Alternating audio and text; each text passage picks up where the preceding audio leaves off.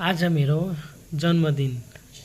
जोजलपा नमस्कार सबैमा, जय श्रीराम।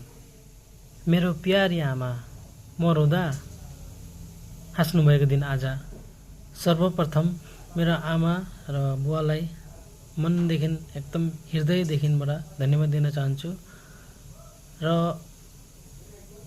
मेरो माझमा आमा त हुनुहुन्न र कहाँ हुनुहुन्छ र यतै छेउछाउमै कता हुनुहुन्छ र देखिराख्नु मलाई यो संसारमा ल्याइदिनु भएको लागि, मलाई यो जन्म दिनु भएको लागि एकदमै म चाहिँ आफूलाई ठुलो भाग्य माने ठान्छु। धन्यवाद दिनु त सानै हो, त्यो गुण त मेरो लागि सानै हुन्छ, किनभने उहाँहरूले मेरो लागि बहुत ठुलो गुण लगाउनु भएको छ।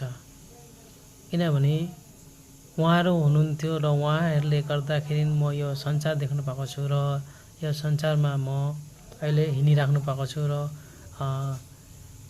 राम्रो राम्रो काम र उहाँहरूले मलाई जन्म दिनु भएर त म यो संसारमा राम्रो राम्रो सत्कर्म र धर्मको बाटोमा हिँड्नु पाइरहेको छु र हिँडिरहेको। उहाँहरूले जन्म दिनु भएर त मलाई धर्म सत्कर्म र मैले जानेको कुराहरू अरूहरूलाई सिकाउनु पाउँदिनँ थिएँ र उहाँहरूलाई चाहिँ म एकदम दसवटा औँली जोडेर चाहिँ धन्यवाद दिन चाहन्छु मेरो आमा र बुवालाई। र साथीहरू म चाहिँ आज एकदमै खुसी छु, किन भन्दाखेरि आज चाहिँ मेरो जन्मबार पनि एकै दिन हो र जन्म तारिक पनि सेम परेको छ र अति नै म खुसी छु। र कसैले चाहिँ एकदम धुमधाम पाराले चाहिँ बर्थडे सेलिब्रेट गर्छ, पार्छ हैन। र त्यसमा चाहिँ म एउटा कुरा भन्न चाहन्छु, कोहीले चाहिँ खसी काट्छ, कुखुरा काट्छ र प्राणीहरूको मतलब ज्यान लिएर बर्थडे पार्छ। र त्यो चाहिँ म भन्न चाहन्छु, मेरोतिरबाट चाहिँ भन्न चाहन्छु एकदमै त्यो नराम्रो हो।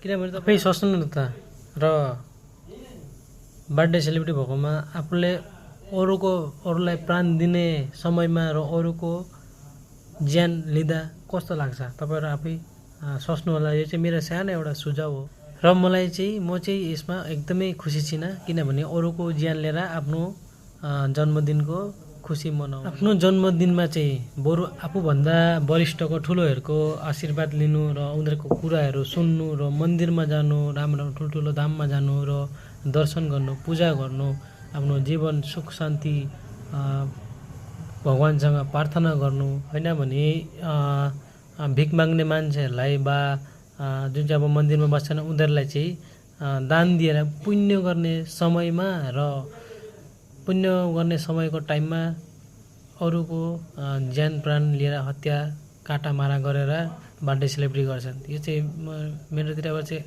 अति नै राम्रो लागेन। आफ्नै आयु कमाएको जस्तो घटाएको जस्तो हुन्छ कि, किनभने आफ्नो बर्थडे सेलिब्रेट गर्दा चाहिँ ती सब नगर्दा पनि आरामले तपाईँहरूको बर्थडे पनि जान्छ। र जुन चाहिँ तपाईँहरूको त्यो बर्थडे केक हुन्छ, त्यो बर्थडे केकमा चाहिँ तपाईँहरूको त आफ्नो आफ्नो नियम होला र त्यसमा चाहिँ क्यान्डल जलाउँछन्, क्यान्डल जलाएर फु गरेर फुक्छन् र त्यो फुक्ने नियम पनि राम्रो होइन। त्यो क्यान्डल जलाउनुभन्दा बरुभन्दा दिया बाती हुन्छ त्यो जलाएर साइडमा राख्नुहोस्, सबैतिर उज्यालो गर्नुहोस्, किनभने हामी त्यो दिन जन्मेको दिन हो। तपाईँलाई त थाहै छ, तपाईँहरूले क्यान्डल जलाउनुहुन्छ, फु गरेर फुक्नुहुन्छ, त्यो फु गरेर त्यो क्यान्डल निप्छ, त्यो निभेको त त्यो तपाईँहरूको त त्यो त एकदमै अशुभै भयो। बाती जलाएर धुप जलाएर हामीले त प्रार्थना गर्नुपर्छ, हे भगवान् मलाई यो संसारमा ल्याइदिनु भएको लागि धेरै धेरै धन्यवाद छ, हृदयदेखि धन्यवाद दिन्छु भनेर त्यसरी प्रार्थना गर्नुपर्छ र मन्दिरमा गएर दर्शन गर्नुपर्छ। त्यस्तो गर्नुभयो भने चाहिँ आफ्नो चाहिँ आयु अझै धेरै लामो हुन्छ र अझै अगाडि आउने दिनहरूमा राम्रो कर्म र धर्म गर्ने आयुहरू बाटो रहन्छ। अझै आउँदो दिनमा राम्रो राम्रो कर्म धर्म गर्नु पाऊँ भनेर त्यो दिया जलाउनु, आफ्नो नकारात्मक सोच र नराम्रो आनी बानीहरू तिनीहरू चाहिँ नराम्रो रोगहरू होइन, रोग दुःख कष्ट सबै जलेर जाओस् भनेर चाहिँ तपाईँहरूले त्यो दियो जलाउनु होला। त्यसरी हाम्रो बर्थडेमा प्राण हत्या गरेर काटमार गरेर खसी काटेर, कुखुरा काटेर, ब्रोइलर काटेर चाहिँ र मांस मांस खाएर चाहिँ गर्नुभन्दा तपाईहरु आफै सोच्नुहोस्, राम्रोसँगले बुझ्नुहोस् तपाईँ सही हो कि गलत हो। तपाईँ अगर राम्रो मान्छे हुनुहुन्छ भने चाहिँ तपाईहरुले राम्ररी कुरा चाहिँ बुझ्नुहुन्छ, ध्यान दिएर सुन्नुहुन्छ। मैले भनेको कुरालाई चाहिँ हामीले चाहिँ यो स्वीकार्नुपर्छ। हामीले कुन चाहिँ गलत र कुन चाहिँ सही हो यो चाहिँ हामीले आफै डिसिसन लिएर कर्म गर्नुपर्छ। त्यो हो असल मान्छे। र भगवानको मन्दिरमा गएर जसले पनि पूजा गर्नुहुन्छ र त्यो चाहिँ तपाईहरुको सफल अवश्य हुनेछ।